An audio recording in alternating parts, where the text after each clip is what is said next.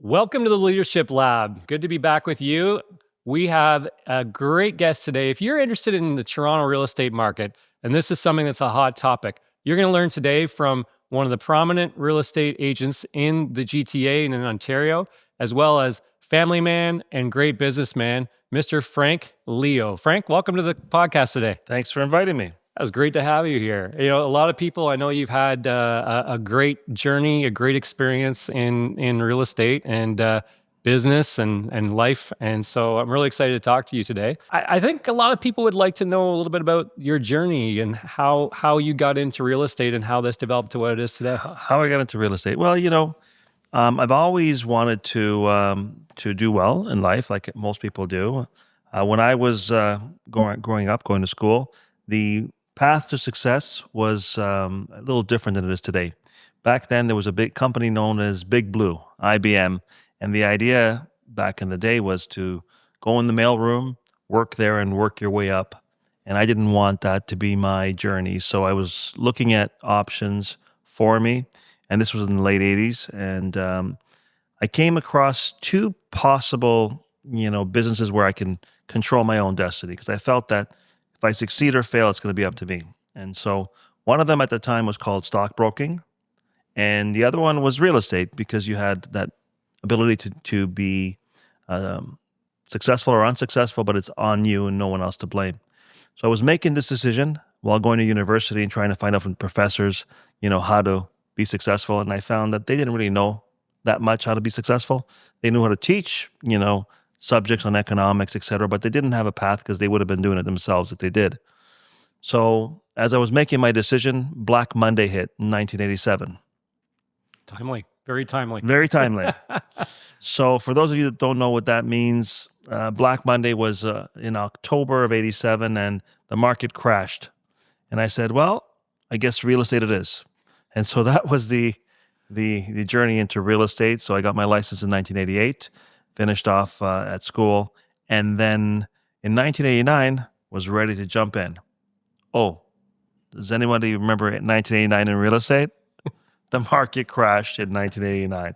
So that was a great surprise, but also a great time to start because it wasn't easy, and that allowed us to learn, from the ground up how to do business. And the first 6 months was really hard, and from then we keep going, and here we are. I don't know how many years later, but it's a lot of years later. So that's such an interesting journey because I mean Black Monday, that would just obviously eliminate choice, so that's great. And then you went to that, and then you hit the next one. When you're starting that journey, because I know it's always tough, and I remember when I started my career in sales right at university, I wanted to quit. The first year I made a decision to quit 31 times. Did you? Yeah, I remember that. I didn't do it, thank God, but I said I was Yes. going to quit 31 times. How many times did you maybe think during that, the market had crashed during that early stage where you were cutting your teeth at it? It was How many times tough, did it come up? and I thought about it often.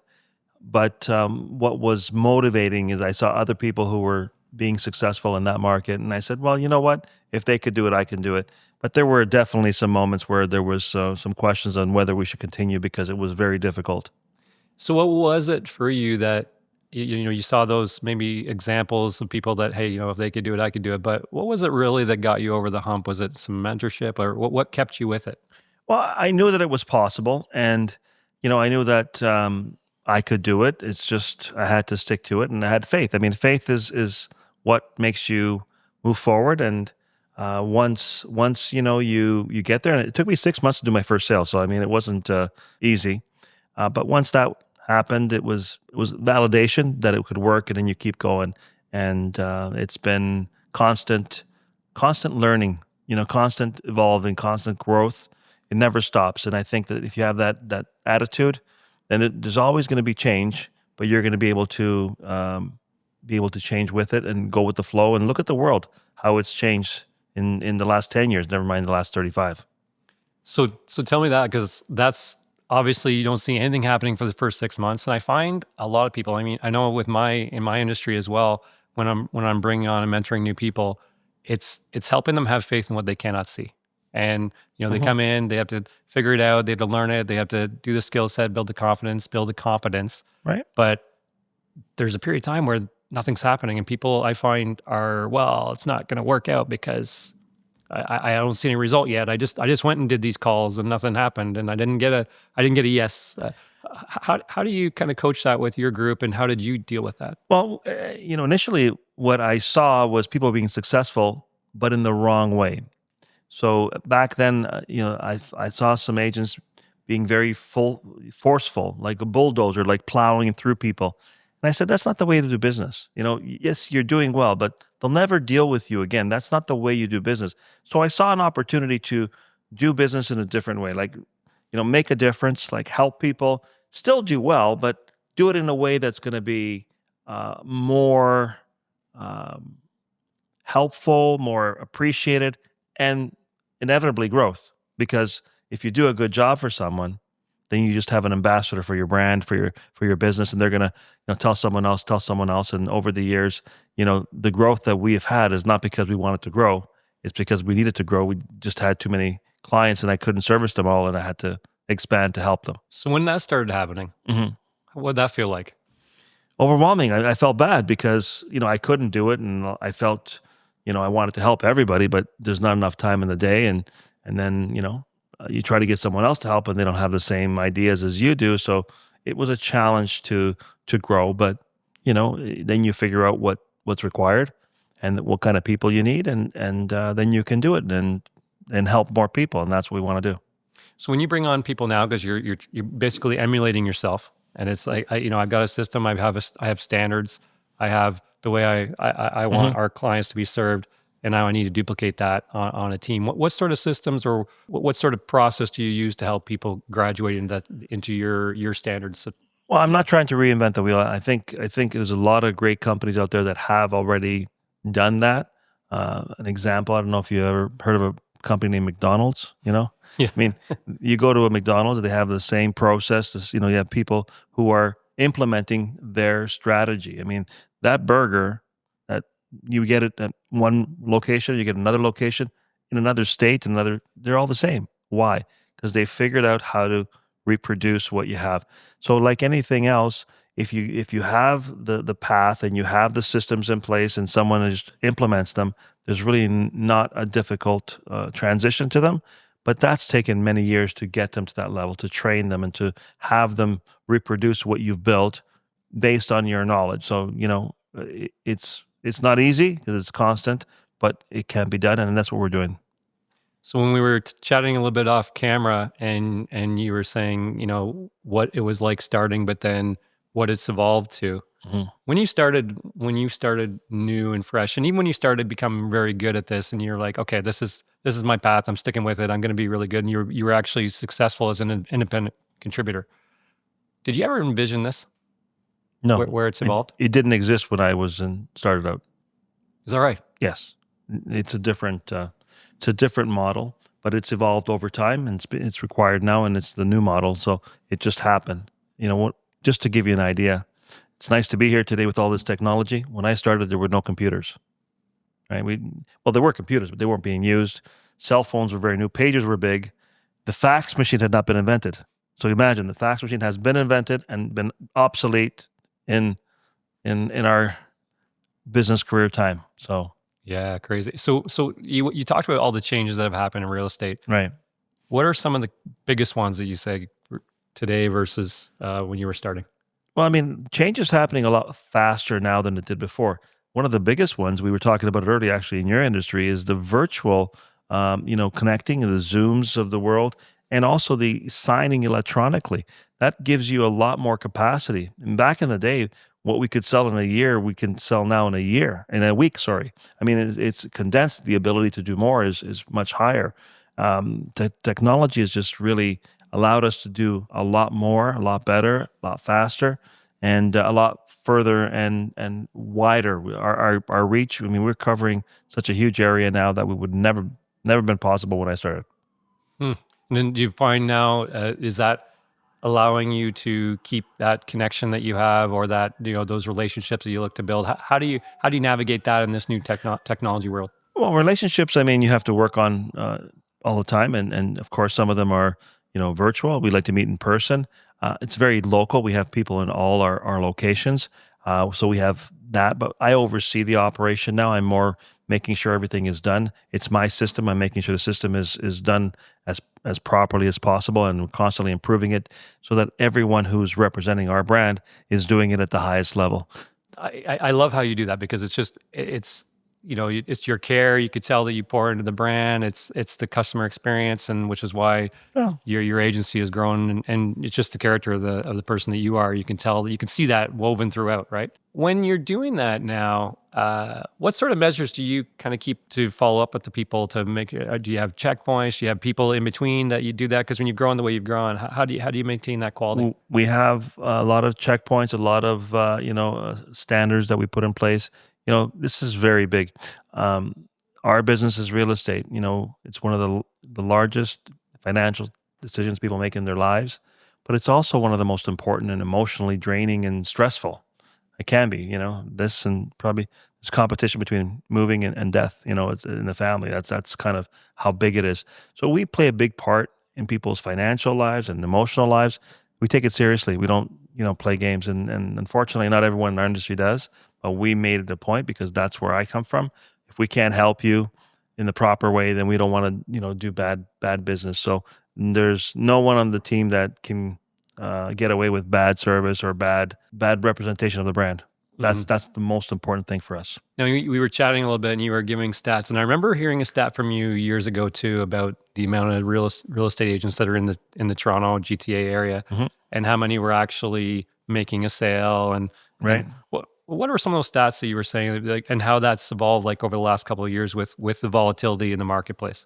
So end of 93, the Toronto Real Estate Board was 73,000 realtors, of which 35,710 sold zero properties. Right. So being a realtor doesn't mean you're selling a lot of properties. And that was the end of 23. By end of 24, about 15,000 from that pool have left. Now, the Toronto Real Estate Board, Toronto Regional Real Estate Board, has actually increased to a larger area, so they have more people from other boards, but it's less. And going back to '89, when I started in the business, there were 28,000 realtors. The market went down for 5.5 years straight. At the end of '95, there were 14,000. So it went down 50%.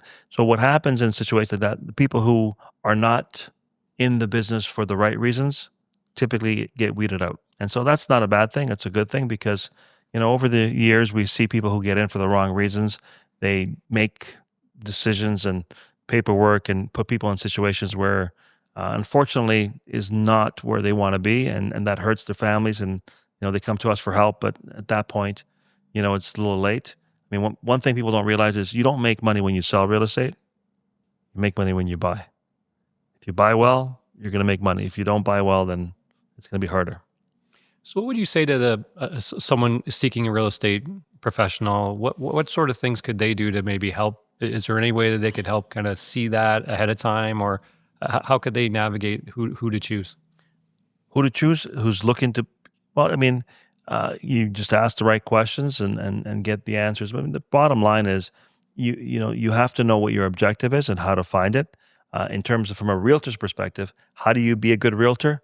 Just care about people. Just really listen to them and do what is best for them, and that's fine. And treat them how you would want to be treated. From the public perspective, I mean, you have to understand some principles. What's involved in a good decision? Well, this is your biggest investment.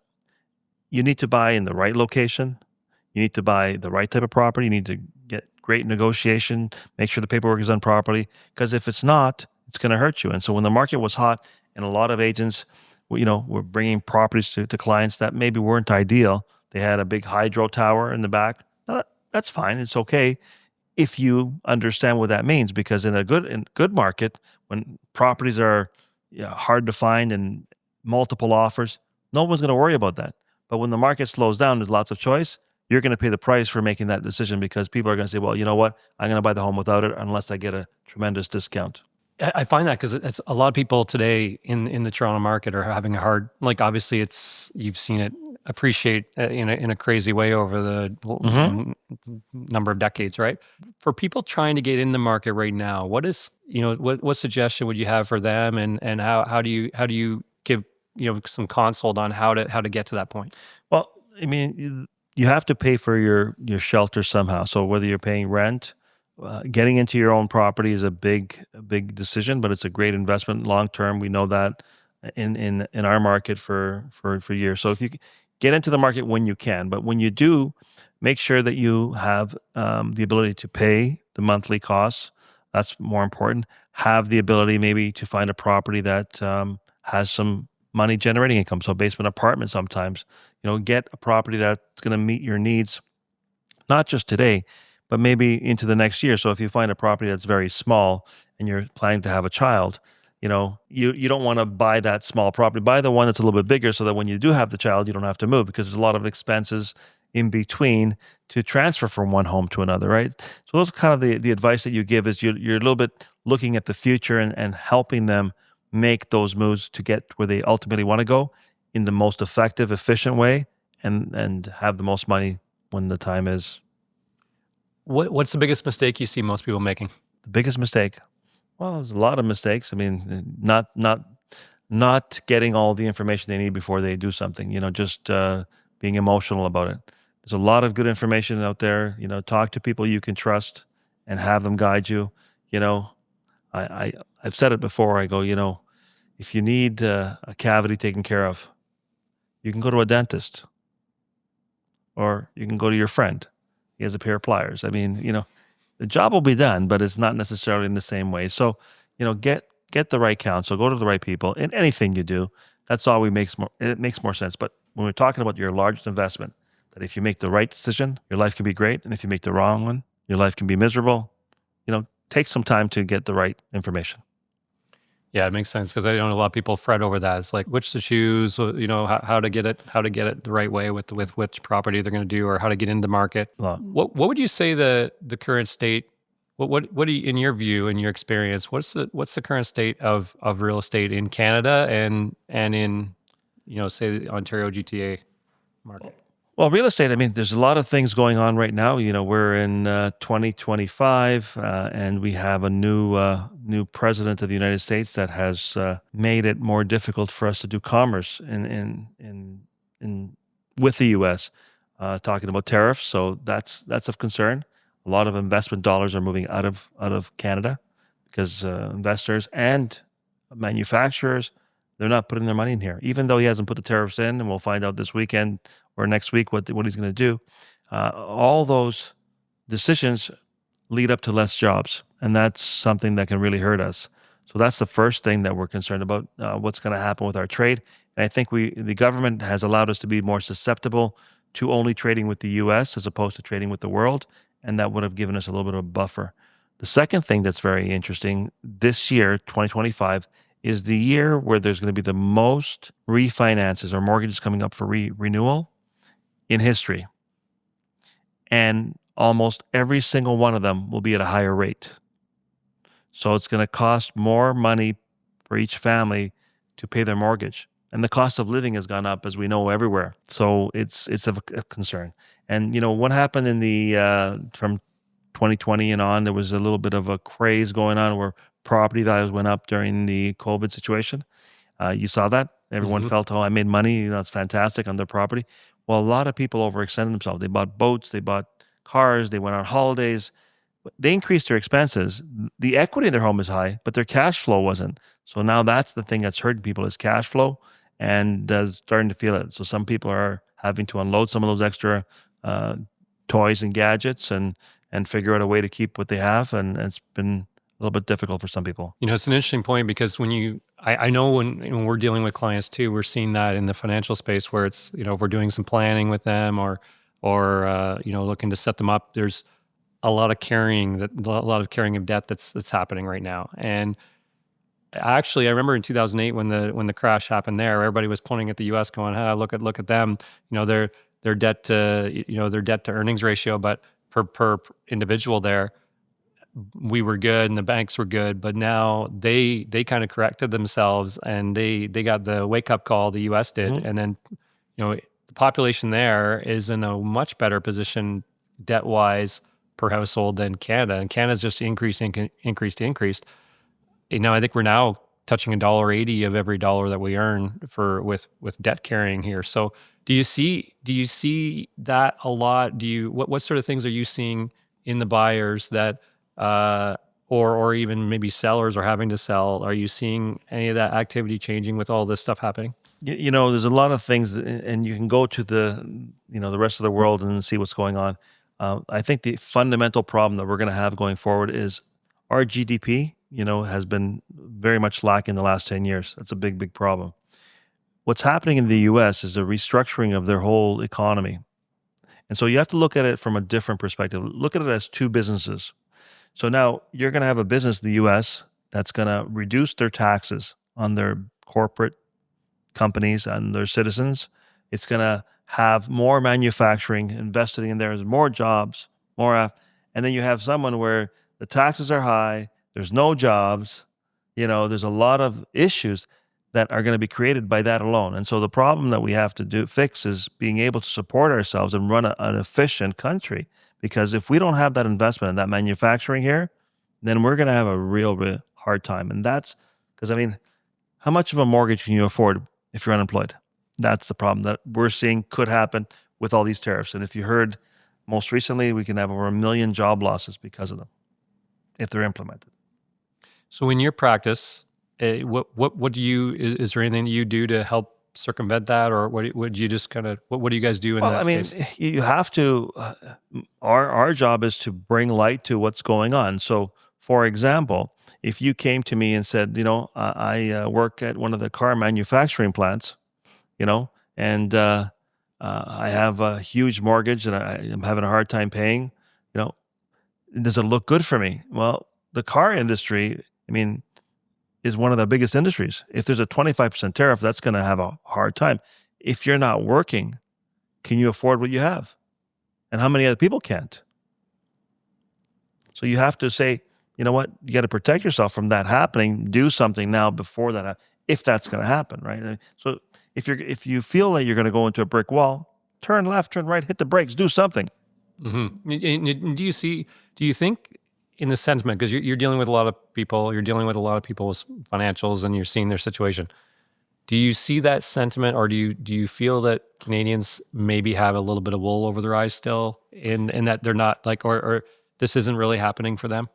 I think people know that it's not good, but I think what's happened is that we have been artificially making things go good. So remember in 2008, you said that we had a good time, it was a little bump, but nothing else. Well, that's the problem, that we never had a correction. So the people who have been out there from 1996 to now have only seen an up market. They haven't seen anything go down until 2022. So they weren't ready for it because, if anything happens, I just sell, I've made money, and I'm fine. I get out. That's changed. And so it's not going to go away very easily. And this is where the difference is. It's not just a temporary thing. We're going to go through a little bit of a correction. Hopefully it's short, but it all depends on what the government does. And so we're going to see that coming up. But most people have not experienced this. I had young people made me laugh because I started in the business, I told you, in 89, the market went down. What I didn't mention to you is that prices went down from the time the market crashed till 1995. Every day they went lower, a little lower, right? So that happened. And prices went down in our market 40 or even as much as 60% lower. So homes were selling for less than half of what they were at the peak. And that was because it was a recession. It was terrible. And that could happen again. I hope it doesn't, but it happened once, it could happen again. But the young people who never saw that, they're all out. They don't have the reserve. They don't have so if you have money in the bank and you can withstand the storm, it'll eventually correct itself, but there's pain first. And so that's what people have to realize, that, prepare yourself, make sure you have a reserve. If you don't, make sure you get out before it gets worse. So your experience, because you've gone through several cycles, like through your journey in real estate and in the marketplace, and that was something that for me I really noticed when, I wasn't in the career I am now, but when I was in my corporate career, I remember in 2008 we'd never gone through that. Like I was new in a management position. A lot of the people that were in mid-level management positions at that time were like in my age group. So we'd never gone through anything like that. And the sky was falling and you're listening to the news and all this stuff happening. And I remember personally calling big corporations and they're like, Brad, we don't even know if we're going to be around in 5 years. I was like, what are you talking about? Like you're a big company. But you go to like a mom and pop shop or some business that was proprietarily owned and they're like, this is just a cycle. We've been through it before. They've been around 25, 30 years in business. They'd already seen this stuff before.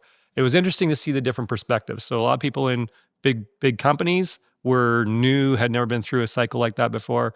So they were panicking.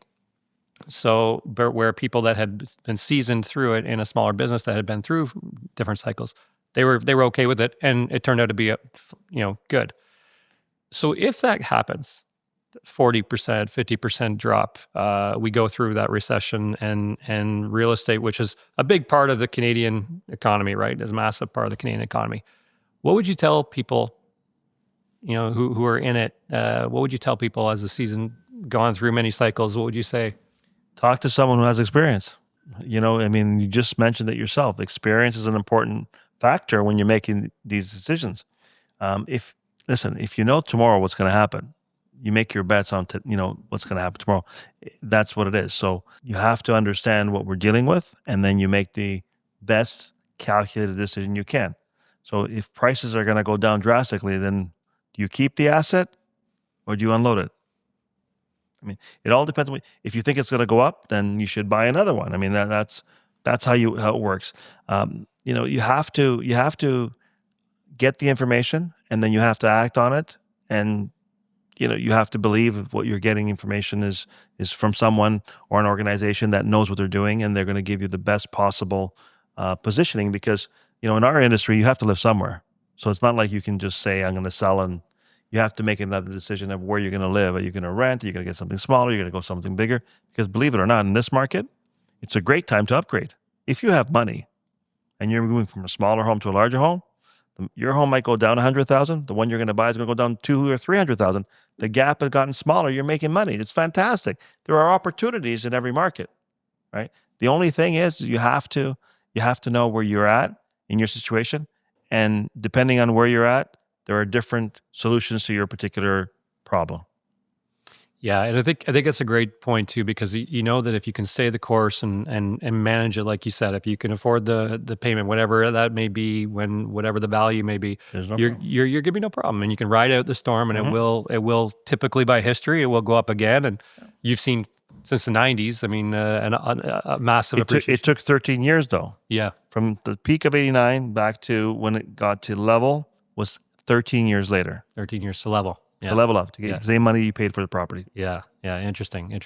Alberta right now, do you keep tabs on any other properties? I have friends in Alberta. Yeah. So, because they went through the energy crisis there in 2015, and a lot of people, friends of mine out there, they were saying they're always asking like, what's the value of your home? How much are you up? All those things. They're like, that's insane compared to, because they were still, they were 7 years in and they were underwater. Has that come back around there? Oh yeah, they've been booming over the last few years. They've been doing really well, and of course they have the energy and the resources, and now that's become a big topic of conversation. And we're going to be dealing with it in the next months and years, and it's a very big part of it. I think that we put ourselves in a position where we can only sell our goods to the U.S., and we need to change that by having our own refineries and our own pipelines and distribution for Canada. Yeah, it's kind of that thing. Would you have one client if you you need to have multiple clients? All your eggs in one basket. The client has turned on us. It's our fault though. You put all your eggs in one basket, but now it takes time to curb. And I think a lot of people are sensing that they may have issues. And we don't want that. But I don't know what to say to you, that they're gonna try and reverse tariffs, but that's going to increase prices for everybody. It's not going to help you. So, regards to real estate here in the GTA, what are some of the hot, like, what are you seeing as? You mentioned opportunities. What are some of those specific, like, are some unique opportunities? Maybe neighborhoods that you feel are kind of up and coming. That's a great question, and everybody wants to know where the great opportunities are. There was some mistakes that were made. There was a lot of new construction being built, and we had the most cranes in Toronto, in anywhere in the world, I think, at one point, but for sure in North America. And we were building a lot of investment properties, or well, condominiums, but people were buying them in speculation, not investing, speculation, and those are coming up for closing. A lot of them are closing right now after 4 or 5 years. You know what the problem with that is? That what they bought them for, they're not appraising out for, so they can't get the money to borrow. So there's a big, uh, I guess, a lot of defaults that are going to occur. That's one thing. But they were building these small little 400 square foot condos that really were not to live in, but more to invest and, Airbnb in them, and they're not very suitable for living in. And so a lot of people are trying to unload them, and there's too many of them for sale, and those are really getting hit. So that's not what you don't want to buy. A single family home is always a high demand. That's our dream, to have our own single family home. But when you're looking at real estate, instead of looking at where to buy, you have to look at what's important to you. Where do you work? Where's your family? Where do you commute? I mean, that's what really is going to be value to you, because time, traveling to and from is really important. So if you can get closer to your very important, movements, you know, recreation, work, family, that's probably your best bet. And of course, that's going to give you the best return and the best lifestyle, because it's part of your financial health, but you have to be happy where you live. I remember you said something to me years ago when we first met, and you said you could have your dream home, but you'll never be happy if you're not in the right location. Absolutely. And I kind of remember that. I was like, oh, that's a pretty interesting perspective, because people often look at, I love that kitchen, I love the rec room downstairs, or maybe there's a little wine cellar or something, and people love it. And you said, if you're not happy with the location, you'll never be happy in that house. It's funny you said that, or interesting you said that. During the COVID situation, when we all worked from home, a lot of people went and they bought properties further away to get that ideal home, because they could work from home. Now that they have to start going back to the office, and they're driving 2 hours each way, that's 4 hours a day in your car. You're not seeing your family. You're stressed out. That's not going to last too long. So the home is no longer a joy like it once was, because you can't enjoy it with the family that you have and your friends and everyone else. I remember, so I'm from a small town. We were talking about that, like near the Thousand Islands. And I remember at the time in COVID, it was, people, yeah, same thing. A lot of people are moving out in the country because they wanted space. They've been in condos or houses in downtown Toronto where they were kind of cramped. Right. They did well on the property and moved out. And I remember going, oh, so I met people there, and I was like, what's your situation? What's your connection to the area? They're like, oh, we don't have one. I'm like, oh, you don't know anyone? You've never been here before? No. And they came in the summertime or the spring, and so they had the yard, they had all that stuff. And I'm like, this is gonna be interesting when you move from your lifestyle from downtown Toronto, where you can pop and go do something quick, go have a beer somewhere, go to Tim Hortons quick, whatever you want to do. And when you get to the winter here, it's fun in the summertime, but when you get to the winter, it's different. I could go back because I grew up in it. My wife, born and raised in Toronto, she would not be there. So I was very curious to see how that was going to shift over time, because they drove out in that area, in a rural area. We were seeing prices we've never seen in my lifetime there, and I was like, really? Like it drove all the property up there, because of that. Yeah. And once they realize that their life is not whole, the home is beautiful, but their life is not whole, then they want to make that change. And so there's been a lot of moving back, and so we're dealing with all those kind of issues as well. Yeah, yeah. And then, so when you were going through your whole career and your stage to go through the process and to build the business and the agency that you have now, what were some of the biggest challenges that you had along the way? Well, I mean, you want to do the best that you can for clients, and growth was a challenge, 'cause I couldn't do it all myself, and growing the organization, the team, to service them all. That's been huge, and there's been a lot of tweaking and adjustment, and you work on getting, and you fix this, and then that's great, and it's working properly. And then you have the next level, and so we're constantly improving and doing things that are new to us, because again, we're not following a path, we're creating our own path, but we're trying to provide the highest level of service. And I've learned one thing: there's one thing that is constant, and that is change. So you have to be ready for it. Yeah. And then who do you draw inspiration from? Like, cause with the success you've had and the business you've built, I know you still have to be hands-on, obviously, but many could kind of just write off in the sunset, but you're still very, very engaged and in the game. Who inspires you today to Well, keep doing I this? have a lot of inspirations. I mean, the people that I deal with inspire me. This is I feel that I have a big part in everyone's journey, and I know how important it is for them to, trust someone to help them with their biggest purchase. And so I don't take it lightly. And so if I can help each individual family, then that's a huge thing. I mean, I follow a lot of people who have done, different things and done well in different businesses to get better at what I do. But ultimately, it's about every family needs a home, and if I can help them get in there in the best possible way, like I said to you earlier, I bumped into one of my clients and says, "Frank, nice to see you. I'm in my home 35 years. I'm so happy." I go, "That's great for you. I'm really happy for you." Would have been better if they moved 4 or 5 times, but we did a great job initially, and that's really makes me happy because you know a family has felt the benefits of making a good decision. You're part of that. You're a part of that success. Yeah, it's really rewarding. I could tell you could, yeah, 100%. you find that extremely fulfilling. Absolutely. Yeah.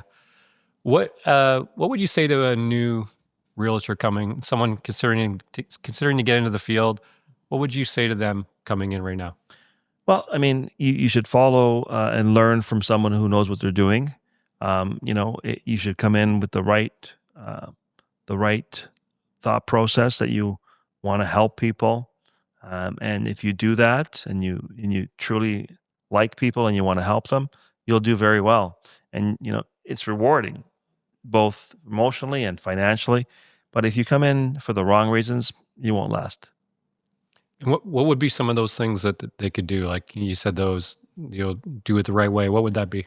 Well, it's about helping people. And so if you help someone, and so, I can tell you a story where I had one of my clients back when the market was tough.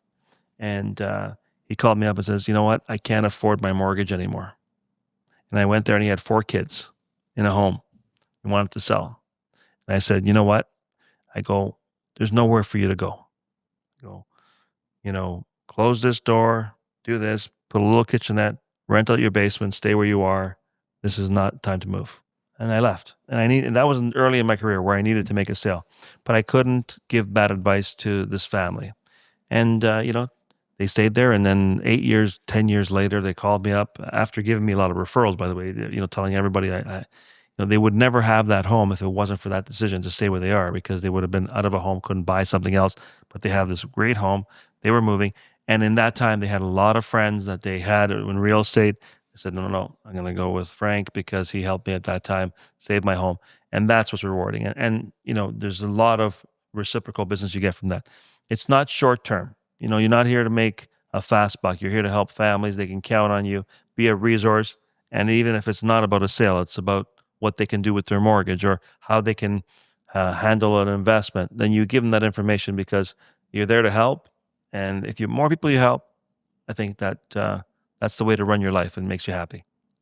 I think you've done a great job of doing that, and I think when you see today, a lot of people can see that you care about the people. It's the service, and if you do I try and teach this with our group too. If you just, we kind of have a saying, you're not doing something to someone, you're doing it for them.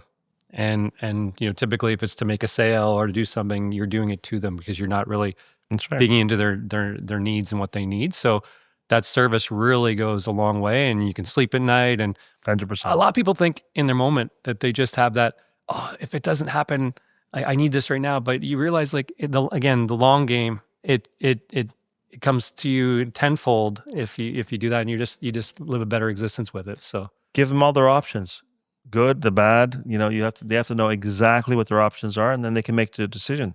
And you sleep good at night, and they're going to be happy too because they had everything in front of them, and they knew that they made the best possible decision for their family.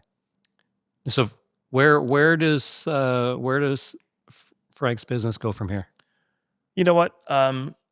I enjoy the business, so I don't really work because I enjoy what I do. If you love what you're doing, you're not really working. I now, I've transitioned into a different role. If you have kids, you know what I'm talking about. Is everybody that works with you now you feel kind of responsible for them doing okay, and so you want everyone to do well, and you kind of feel that responsibility. So I want everyone to do well, and I'm going to do this as long as I can. But at the same time, you have to take care of the family life as well, and just balance and just help families do well in our business and outside of there. So I think that's the common theme that you have to go with, and then you never have to worry about sleeping at night. Yeah, 100%. And so you have podcasts. I know you do different things out there in the community. Where can they find you? Well, you can find us at getleo.com is our website, getleo.com, and it's Frank Leo and Associates. We have a podcast that we do as well, and we just provide different information about real estate, but about anything you want. Last one I had was really good, was on Turkey. You know, it was around Thanksgiving. It was amazing. I had an expert in there. That was wonderful. But you know, what we want people to do is feel free to ask questions because it is your biggest decision, and you don't want to make a mistake. And if you're not asking the right person, you know, whatever it is, make sure that you get all the questions answered before you make that big decision. Awesome. You've given a lot of great insight today just on how to deal with people, how to do business the right way, and as well on the real estate market here in Canada and in Toronto. So I appreciate you being here today, Frank. Thanks for taking the time Thank to be you with for us. inviting me. Thank you very much.